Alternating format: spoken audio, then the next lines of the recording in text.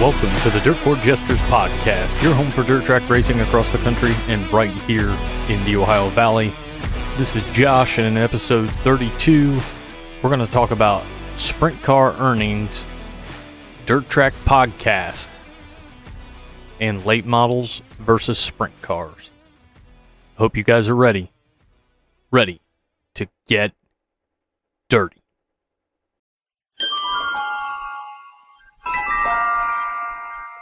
This week in dirt racing history, we're going back to September 11th of 2004 when the All-Star Circuit of Champions visited Fremont Speedway. John Ivey would come away with the victory, Dale Blaney in second, and Dean Jacobs would round out the podium. Let me talk to you! This week's talking points starting with a September 3rd edition of Sprint Car Unlimited where Jeremy Elliott would speak about sprint car racing, specifically purses. Jeremy noted in 2023, 8 drivers made at least $300,000. And in 2024, 12 drivers have done so already. Jeremy thinks that number could possibly be 16 by the end of the season. Although some don't want to hear it, Jeremy points out high limit helping this to occur. I wouldn't be surprised at all to see purses increase, not only with the national tours, but locally moving into 2025. Certainly, I think that's a good thing, obviously, around here. Making sure that there's money for local tracks and teams is still important.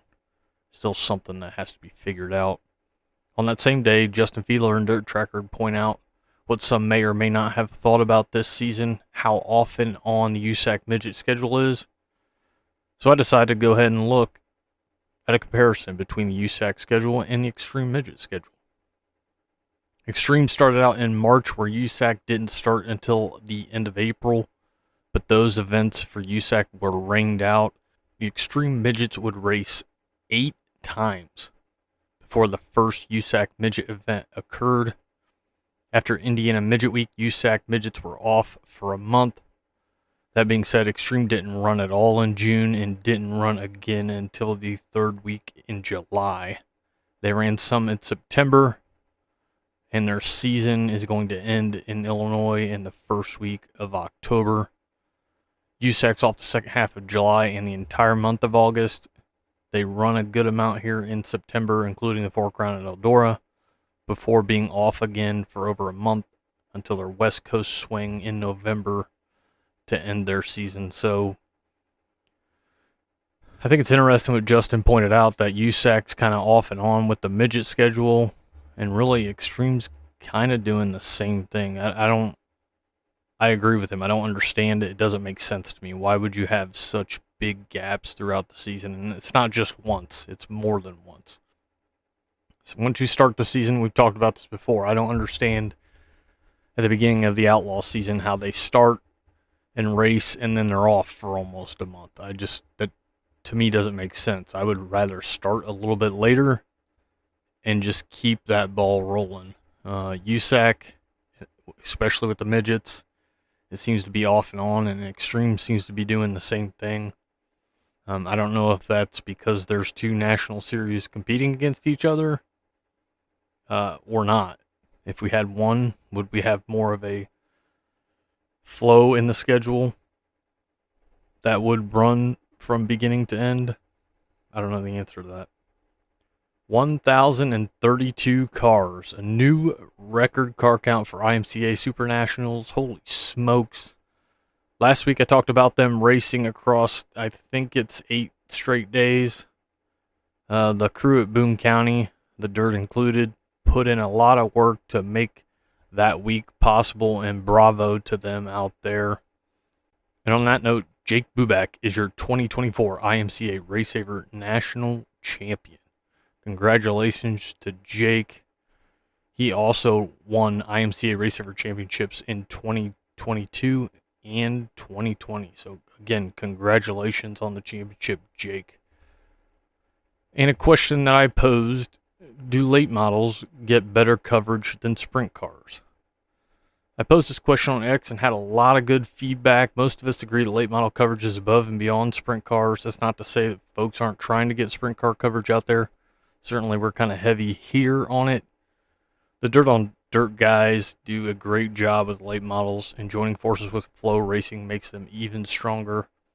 Sprint car coverage does exist and has continued to grow, but it just feels like the late model coverage is different. The lead in specifically to their big races, and dare I say, even the big late model races themselves, it all feels bigger than what sprint car racing has. That's not to say that sprint car racing isn't upping their game and isn't doing a good job. I just think they've still got some strides to make. I've caught a couple lead-ins on Flow, especially with the dirt on dirt guys going into the big events. The coverage is awesome. I mean, I don't know why we don't have that for sprint car racing. And it's different. I mean, largest crowd at Eldora for the World 100. Biggest 50-50. They had bands there on Thursday and Friday night, I believe. The Kings Royal's been turning in some really good crowds and some big 50-50s. We all know that. But everything surrounding it is not there compared to, for example, the World 100. Now, could that be because they feel like the fan base coming for the Kings Royal wouldn't be as engaged in that stuff as the fan base that shows up for the World 100? I don't know the answer to that, but to me it feels like sprint car racing has some stuff to do in order to catch up to the late models.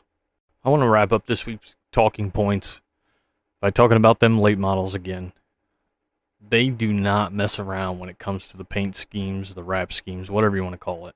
From Devin Moran's Ice Cold Wounded Warrior project to Nick Hoffman's Ode to Scott Bloomquist, Bobby Pierce, and Rocky Balboa, the designs at the World 100 were awesome. There were a ton of them. I didn't even touch all of the cool ones that were out there.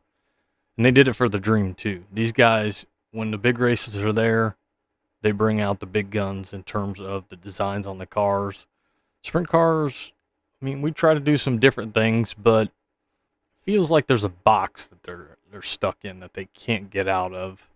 And I don't know if the late model being a bigger car has more area to cover, gives it more play in terms of the design. I don't think that's the case. I don't know if sponsorship in sprint car racing is different than it is in late models, and that might have a hand in what they can or can't do with the designs on the car.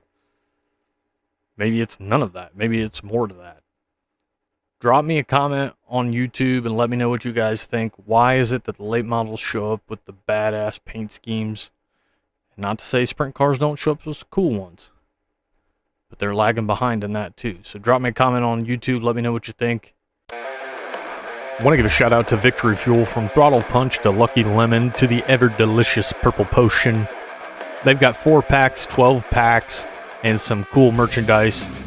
Get to drinkvictory.com and use the code GESTURES10 at checkout to save. Drinkvictory.com and use the code GESTURES10 at checkout to save.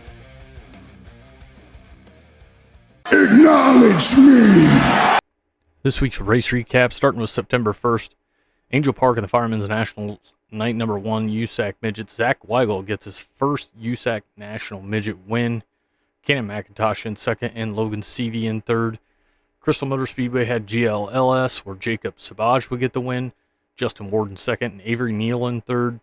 Eldora in the Baltus Classic at the American Ironman Late Model Series. Field was a bit bigger due to Tyler County being postponed.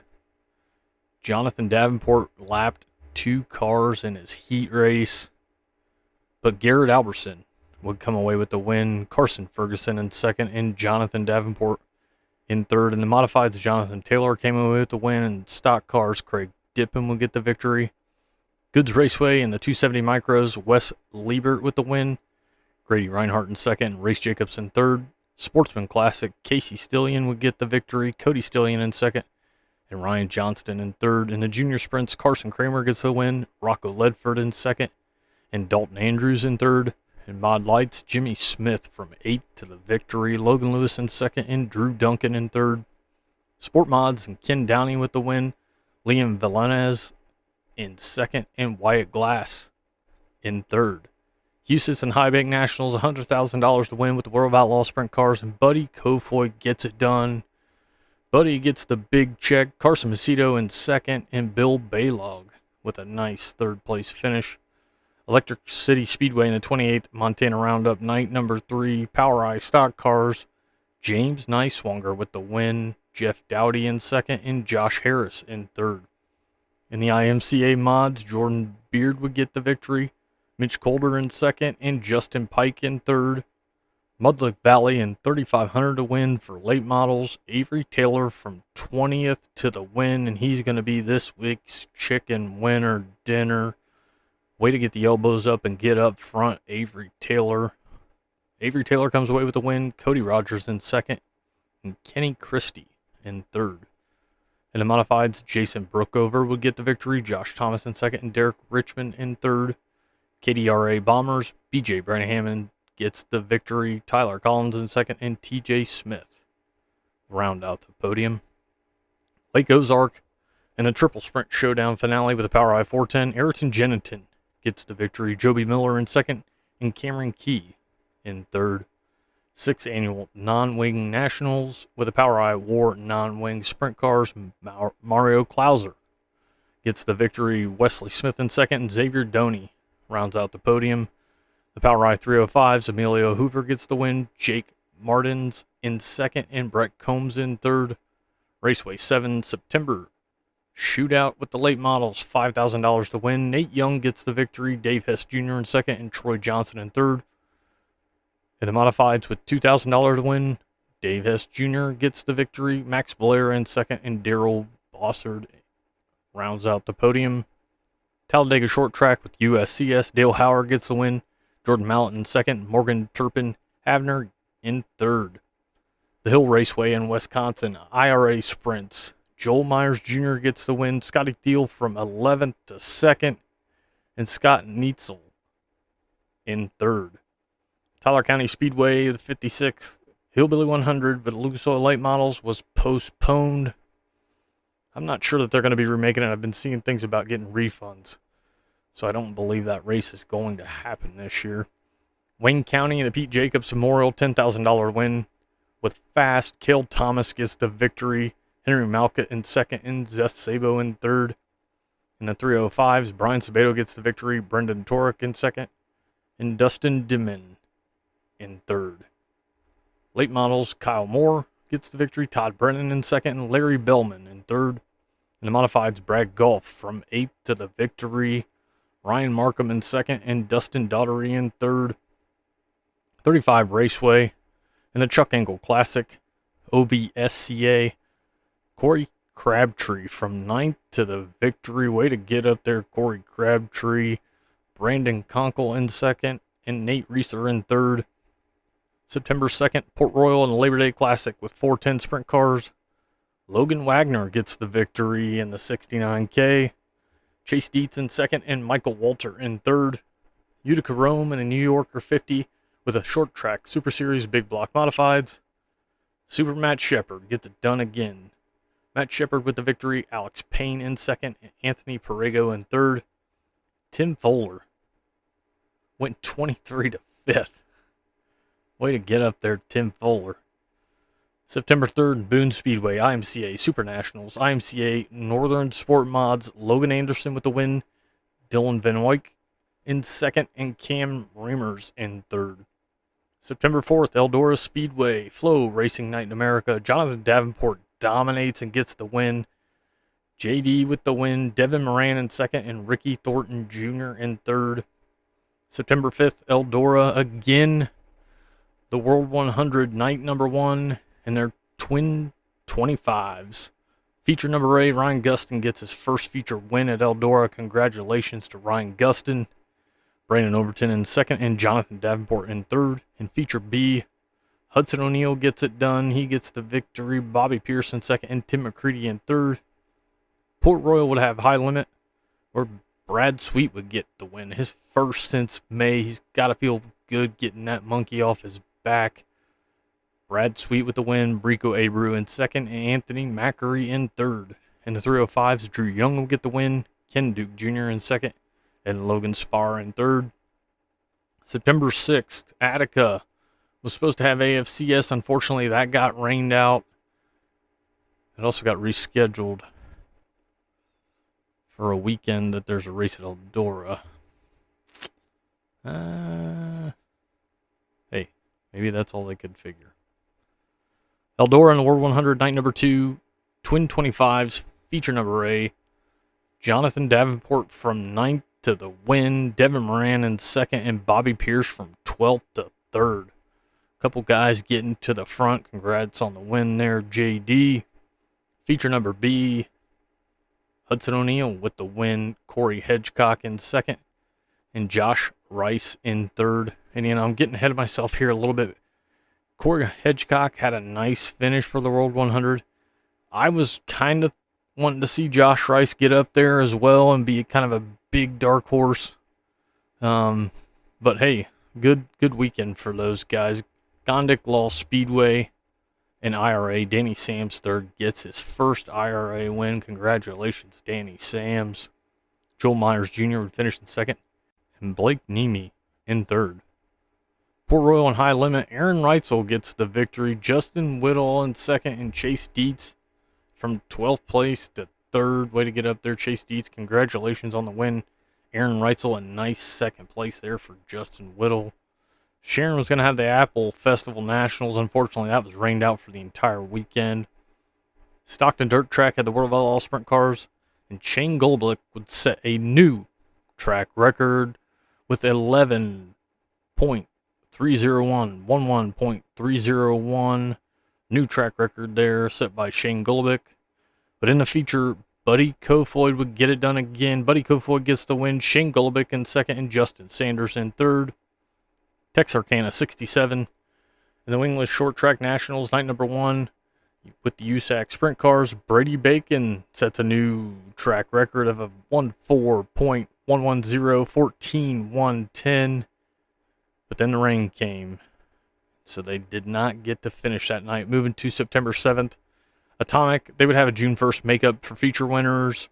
And in the Sport Mods, Zach Carr would get the win. In 305s, Jacob Stickle will get the win for the makeup features from June 1st. Moving to the regular show for September 7th at Atomic. In the 410s, Cole Duncan gets the win. Justin Clark in 2nd, and Brandon Wimmer in 3rd. 305s, Chris Miller gets the win. Wyatt Justice in 2nd, and Rod Henning in 3rd. In the Sport Mods, Zach Carr does it again, 2 for 2 on September 7th.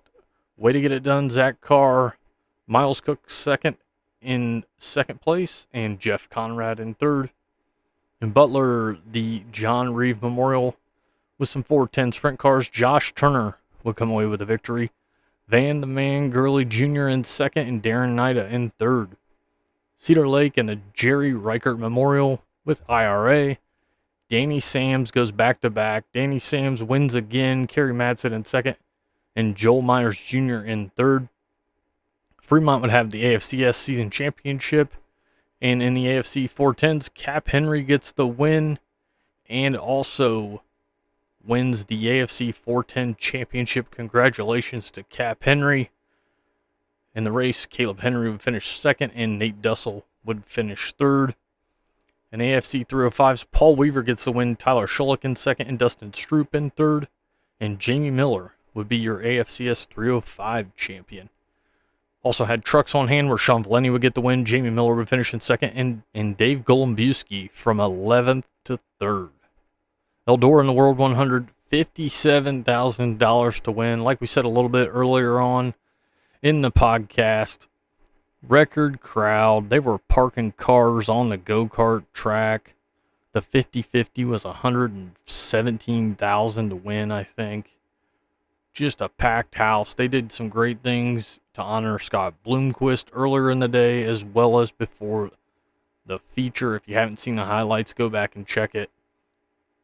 But that man, Bobby Pierce, will get it done. Bobby Pierce gets the victory in the World 100, in the Globe, and the $57,000 to win. Dale McDowell in 2nd. With 5 or 6 laps to go, McDowell was running low. Pierce was running high. McDowell got behind a couple lap cars and got hung up, and that's what was enough for Bobby Pierce to get past. Bobby Pierce with the win. Dale McDowell in 2nd. and Jonathan Davenport in third. World 100 lap leaders, McDowell led 1 through 4, Albertson 5 through 22, Pierce 23 and 24, Albertson with 25, Pierce with 26 through 34, Davenport with 35 through 62, then Pierce with 63 through 91, McDowell with 92 to 95, and Pierce leading 96 through 100. Again, congratulations to Bobby Pierce. Farmington Empire Speedway in Missouri in the 27th annual Queens Royal with 410 sprint cars, Joe B. Miller wins his third straight Queens Royal. Thomas Meserola in second and Brandon Hanks in third. Goods Raceway had 270 micros where Race Jacobs would come from 8th to the win. Adam Gottschling in second and Garrett and Dexler from 16th to 3rd. Bravo, Garrett. In the Sportsman Classics, Casey Stillion from 7th to the victory. Andrew Strahler would finish in second. Ryan Johnston in third. Mini Stocks, Corey Bice with the win. Devin Haley in second. And Johnny Bruce in third. Kings Raceway with the World Outlaw Sprint Cars. Carson Macedo gets another win. Sheldon Hodenshield with another nice finish of second. And Buddy Kofoid up there to the front. Buddy Kofoid finishes in third. Lawrenceburg in the season championship, they had 410 non-wing sprint cars. Sean Westerfield will get the win. Garrett Abrams in second and Nick Bilby in third. In the modifieds, Matt Hamilton gets the win. Brad Goff from 8th to 2nd. And Austin Self in third. In the stock cars, Will McRoberts gets the win. Joel Andrews in second and Eli McRoberts in third. In the Hornets, Landon Ramirez gets the win. Shannon Walp in second and Jack Fum in third. Paragon Speedway with Boss. Ricky Lewis gets the win. Corbin Hazelton in second and Cody Trammell in third. Port Royal for the 57th Tuscarora 50. There was a lot of chatter. I didn't catch this. I was trying to watch as much of the World 100 as I could and wasn't able to catch anything else. But there was a lot of chatter about the track. Port usually hits it, and it's just one of those days. I think it sounds like maybe they had prepared for weather that they didn't get. And I mean, look, you're damned if you do, you're damned if you don't, right? So, happens to the best of us.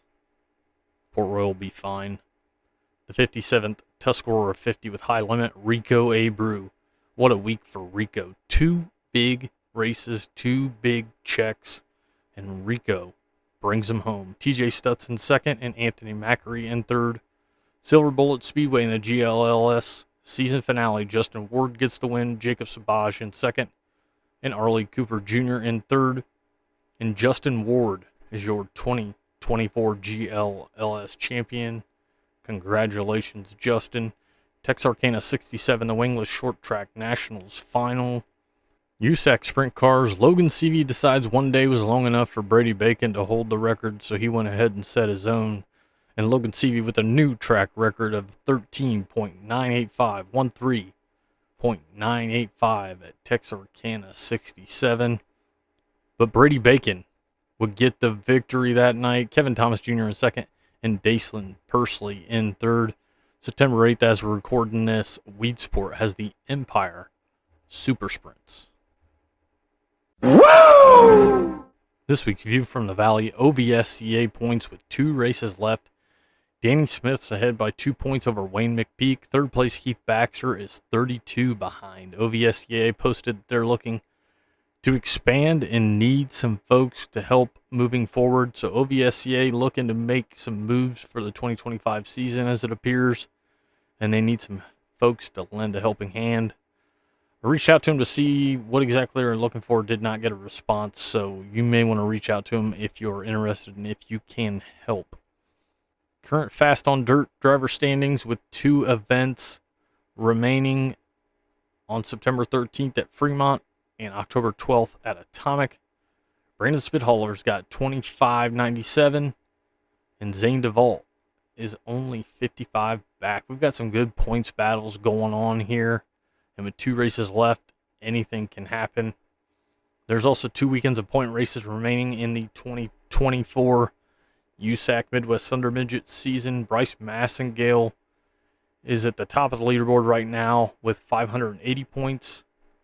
Jacob Boxel is in second with 571. Cale Kuhn's in third with 546. Tate Martz in fourth with 521. And Matt Lux in fifth with 492. Put a blanket over them, folks. Circle City on September 13th. Waynesfield on September 14th. Moeller on September 27th. And Atomic on September 28th. And that will determine the champion of the USAC Midwest Thunder Midgets. They're going to wrap their season up with a non-points event at Mount Pilger Speedway by the Milkman on October 5th. 2024 track champions at Oakshade. Carter Murday is the late model champion. Ryan Davis, the sportsman champion. Jarrett Rendell is the Superstock champion. And Jason Dessler, the Sport Compact champion. Congratulations, fellas. 4 Crown National Camping in main lots and lots 1 through 5, it's sold out. Now, they don't have BFE or Northside open, but I'm sure if they have the need, they'll open it up. I think there's maybe 20 spots left in Eldora Village. But again, they don't have everything opened, so if you show up late, you should be good to go there. And on that note, the Dirt Track and Rib Rack fellas are throwing a bash in Lot 2, and I will be there to join in the fun on Saturday, September 21st. Come hang out with us before the race. Supposed to be some drivers showing up as well. Tim with Sour Mugs Tavern's also going to be there. It's going to be a party, folks. We hope to see you there at Eldora for the 4 Crown Nationals. And on that note, Levi Jones has been hired as the new general manager of Eldora Speedway. Nice move by Tony. Jones was introduced on the stage during the World 100 pre-race show, and I can't wait to see what he's got in store for the Big E. Although there's racing left in the season is winding down, and I'm curious as to what 2025 is going to bring for Ohio sprint car racing. We hear about the issues with the lack of the All-Stars. We see that the local series are going to have to pick up the slack. That's not to say they're not trying. Dwayne with AFCS is doing some good things up there. And I think what GLSS, Fast, and apparently OVSCA are looking to do, they're trying to up their game and pick up the pieces on their end as well. Me personally, just thinking outside the box, I'd like to see a Buckeye battle weekend between AFCS and Fast, for example. Throw another series in there. Throw in the Valvoline American Ironman late models or the USAC Midwest Thunder Midgets. Friday, Saturday night show, alternating from track in the north to the southern part of the state every other year, and just make it an annual thing. Come together, work together, throw some extra money into it, get some sponsors from both series, and make it something big for us here in Ohio. I know I've kind of reached out to somebody and had a conversation with them, and although I'd like to see something like this occur, and you would think it would be something simple that could occur, it sounds like there is a lot of politics behind the scenes, which in part causes a lot of problems we're running into now. So hopefully we can see the writing on the wall and understand we need to work together, and we can work towards a better 2025. I'm the tower of power, too sweet to be sour. I'm funky like a monkey. Sky's the limit and space is the place. Series, teams, drivers, tracks, dirt media. This is your time, and this is your Spotlight. Spotlight's on, and this week's Spotlight is Dirt Racing Podcast. I've been thinking about this for a while, and really it's just to give a shout out to some of the dirt podcasts that helped me get through the week. Segment's not going to be very long, but just to give you some insight of what I'm listening to. You might already be aware of it, and if you're not, check it out. I'm certainly not aware of all of it. These are just the things that I turn to. Justin Fiedler and Dirt Tracker Daily, you can't miss with that. Charlie and Bunner with Dirt Tracks and Rib Racks, those guys really got me involved in this, and I'm definitely a big part in me doing this now. Can't thank those guys enough. Dirt Nerds, Dwayne and Elliot, have been doing their thing for a minute. Always putting out some good stuff. Ohio Dirt Track Podcast. Love running Jacob Horde. He's doing his own thing as well. Good stuff on his end. The Pit Report, Trace and Rick, those guys have been cool, and they just keep getting better on what they're doing. If you haven't seen them, check it out. They cover anything and everything when it comes to racing. Caution Free Podcast is there. Those guys are killing it. Evan and with Dunwich on Dirt, he's doing some good stuff. The Drivers Project, Turn 2 Terribles there in Pennsylvania, Sprint Car Unlimited with Jeremy Elliott. These aren't everybody by any stretch of the imagination, but these are ones that I try to turn to regularly, and they all do some bang-up work. Check them out if you haven't been lucky to chat with some of these guys, even watch some racing with them.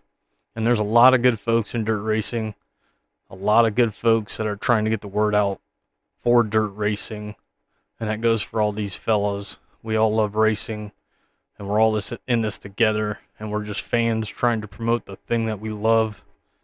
Like I said, I'm sure I'm missing some great stuff out there. Check out all the great dirt content that's out there and help spread the word about the work that they're doing. I drank a beer. I drank another beer. 3 beers. 4 beers. Oh no. Wrapping up this week's episode with racing to come, September 9th. The first day I've seen on my race pass in a long time with nothing on the schedule. The season's coming to an end, folks. I promised myself I wouldn't cry. September 10th, Clay County Fair Speedway, the Battle of the Blue Ribbon with AFCS, Tri-State Late Models as well. September 11th, let's never forget, folks. Clay County Fair Speedway is going to have the Dirt Crown Championship, $2,000 to win for stock cars, $1,000 to win for sport mods. September 12th, I-75, Flow Racing Night in America. Lucas Oil Speedway is going to have Power I-410. Oswego Speedway is going to have GLSS. September 13th, Arrowhead Speedway with ASCS. Bakersfield Speedway with the World of Outlaws Sprint Cars. Circle City with USAC Sprints, Midwest Thunder Midgets, and stock cars, Crystal Motor Speedway. And the Great Lake Nationals, night number 1, September 14th.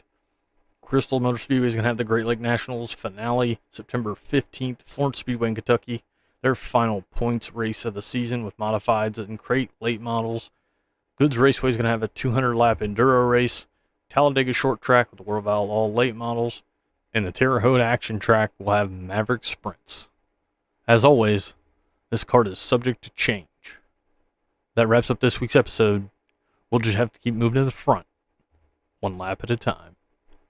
Goodbye. Mwah, and good night, bang. Thanks for listening to the Dirt Court Jesters podcast. Give us a like, give us a follow, give us a shout out. Let your friends know on X and YouTube as well at Dirt Court Jester. And we hope to see you guys at the track.